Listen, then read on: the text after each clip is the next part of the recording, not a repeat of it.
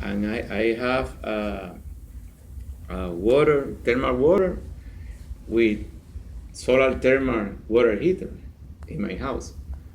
But you have, if you have diesel generator or gasoline generator, gasoline is very dangerous because the storage of the tanks, you need to manage that is very dangerous. It's explosive.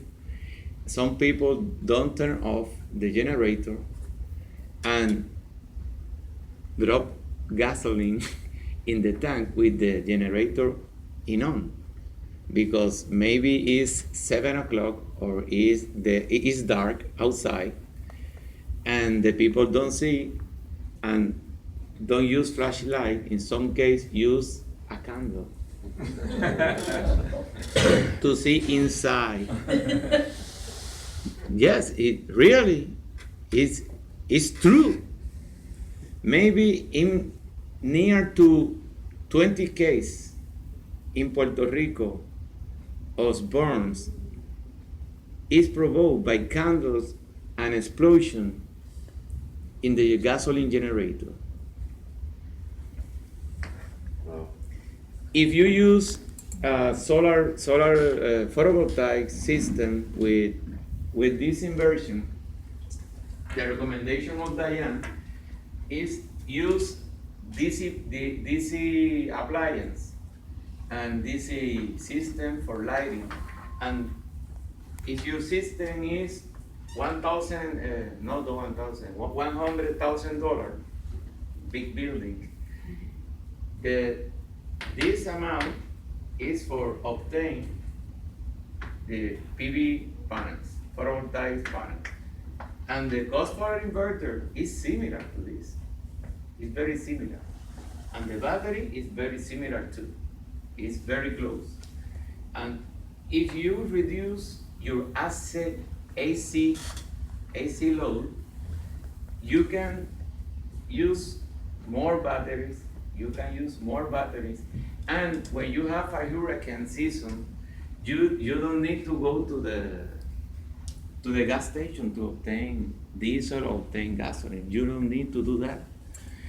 And you don't need to wait 5 hours, 10 hours in a lane. And the cost of the gasoline, the cost of diesel in this time in hurricane season is higher. Is higher. If you don't believe me, you can talk with the people of Venezuela.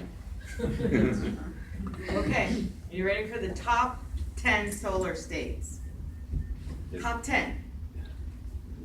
Arizona, okay, they have sun, that works.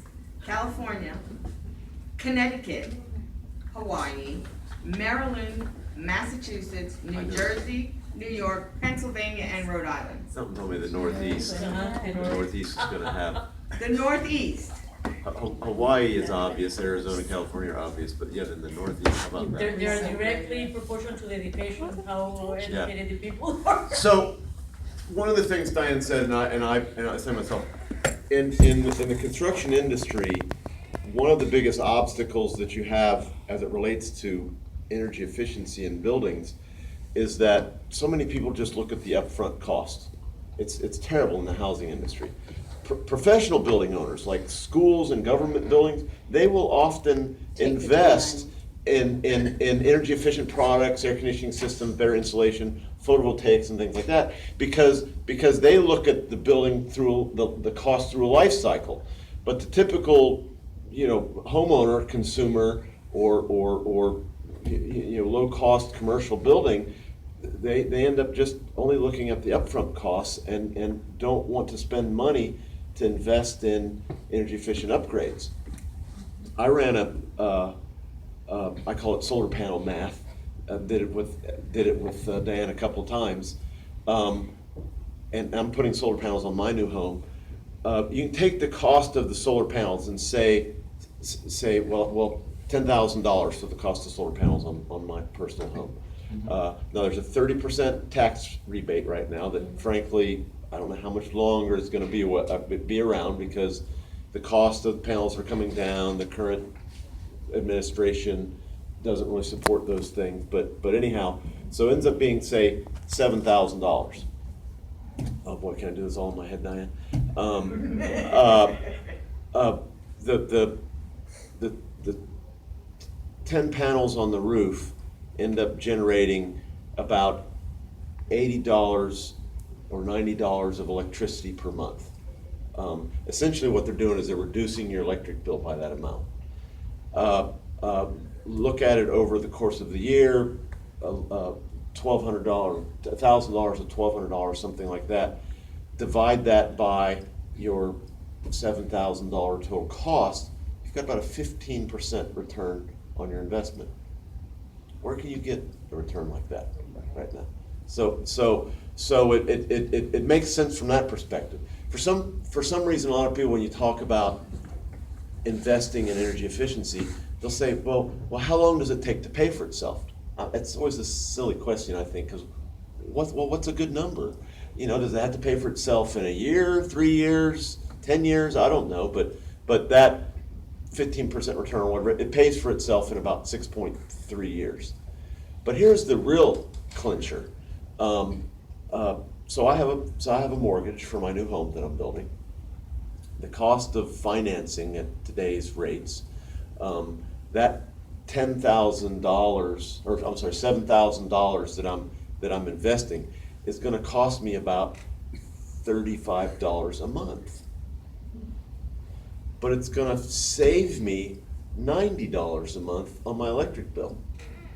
So in essence, I'm actually wasting money if I don't put the solar panels on my roof. And they're also something that will, 20 years from now when I pay off the mortgage, they'll still be making power. Whereas I'll have probably had to buy 2 new refrigerators by then. And you have a 20-year mortgage and you're buying a new refrigerator after 10 years, you're still paying for the one that you bought 10 years prior. But yeah, it's just if you really look at it, it's silly not to do these things. And solar panels last. A satellite went out in 1955 with a solar panel and a battery. The battery has since died, but every time that solar panel hits the sun, that satellite transmits back to the Earth. From 1955. The efficiency goes down, but they still work. If you clean them and maintain them, you can keep the efficiency up. But since 1955, that solar panel is out in space transmitting every time it hits the sun. So I think that's a pretty good investment. They work. Very good. Good job. Great job. See? That's when we were walking around in it. What was that, on Google Maps or something?